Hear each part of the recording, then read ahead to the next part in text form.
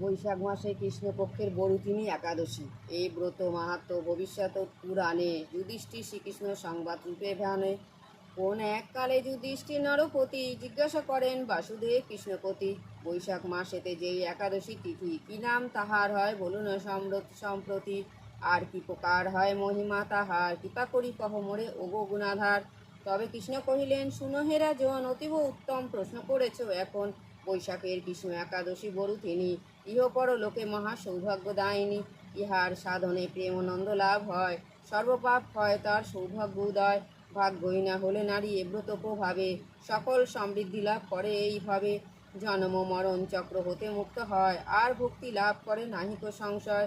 ধুন্ধুমার ও মান্ধার আদি নিপবর, এ ব্রত প্রভাবে লভে বৈকুণ্ঠ নগর।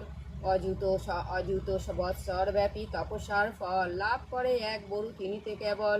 কুরুক্ষেত্রে এক মন সোনা কইলে দান, এক বরুথিনী ব্রত তাহারও সমান। অশ্ব গজ ভূমি তিল স্বর্ণ অন্ন দান, ক্রমে ক্রমে শ্রেষ্ঠতর শাস্ত্রের প্রমাণ। কন্যা ও গোদান শ্রেষ্ঠ অন্নদান হতে, সর্বফল লাভ হয় বরুথিনী ব্রতে। বরুথিনী দিনে পূজি শ্রীমধুসূদন, বিধিমতে করে যদি রাত্রি জাগরণ।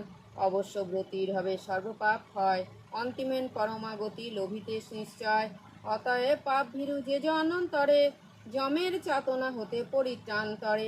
এই বরুথিনী ব্রত করিবে পালন, তাহলে পাতক রাশি হবে বিনাশন। এই ব্রত যে কথা যেই জন শ্রদ্ধা ভরে, শ্রবণ করে কিংবা অধ্যয়ন করে, গোশস্ত্র দান ফল তাহাতেই পায়। সর্বপাপে মুক্ত হয়ে স্বর্গলোকে যায়। এমন সুযোগ পেয়ে কে আছে দুর্মতি, বরুথিনী ব্রতপতি না হইবে রতি। হরে কৃষ্ণ, জয় রাধে গোবিন্দ। হে প্রভু কৃপা করো, জয় রাধে গোবিন্দ।